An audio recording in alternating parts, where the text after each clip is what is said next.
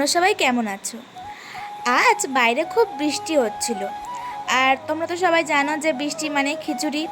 তো মা ভাবলো যে আজ খিচুড়ি বানাবে, আর খিচুড়ির সাথে কি করবে সেটাই মা ভাবছিল।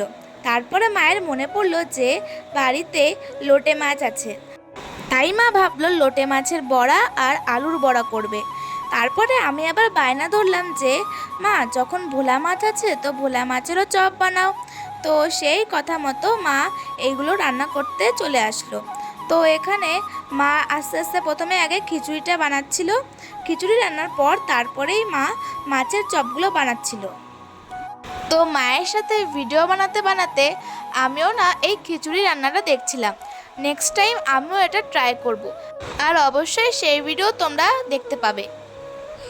আর কমেন্টে তোমরা অবশ্যই জানাবে কিন্তু যে কার কার বৃষ্টির দিনে খিচুড়ি খেতে ভালো লাগে। আর মা এখানে খিচুড়ির জন্য মশলাটা বানিয়ে নিচ্ছিল।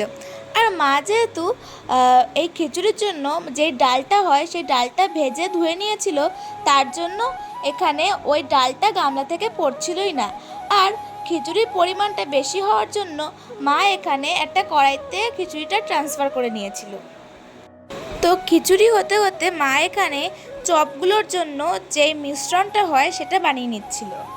মা এখানে কিন্তু আলুটাকে গ্রেট করে নিয়েছিল, আর আলুটা থেকে কিন্তু অবশ্যই জল ঝরিয়ে নিতে হবে। তো মা কিন্তু এখানে এক ফোঁটাও জল ইউজ করেনি এক্সট্রা করে। তো আর এখানে মাছের চপগুলোর জন্য মা এখানে ব্যাটার বানিয়ে নিয়েছিল। প্রথমে ভোলা মাছটাকে ভালো করে মা তেল মাখিয়ে দিয়েছিল, তারপরে ব্যাটারটা ভালো করে লাগিয়ে দিয়েছিল মাছগুলোর গায়ে।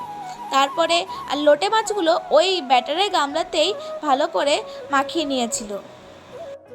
আর এখানে কিন্তু আমাদের খিচুড়িটা রেডি হয়ে গেছে, আর মা কিন্তু ওপর দিয়ে মায়ের সিক্রেট মশলাটা কিন্তু দিয়ে দিয়েছিল, আর মায়ের খিচুড়ি এখানে তৈরি হয়ে গেছে। আর তারপরে মা কড়াইটাকে আবার ধুয়ে সেই কড়াইতে তেল দিয়ে মাছগুলো কিন্তু ভেজে নিচ্ছিল। তো এখানে আমাদের 3 রকমের চপ আর হচ্ছে খিচুড়ি রেডি। কারা কারা লোটে মাছের চপ খেতে ভালোবাসো অবশ্যই কমেন্ট করো। কমেন্ট সেকশনে কমেন্ট করে করে ভরে দাও পুরো।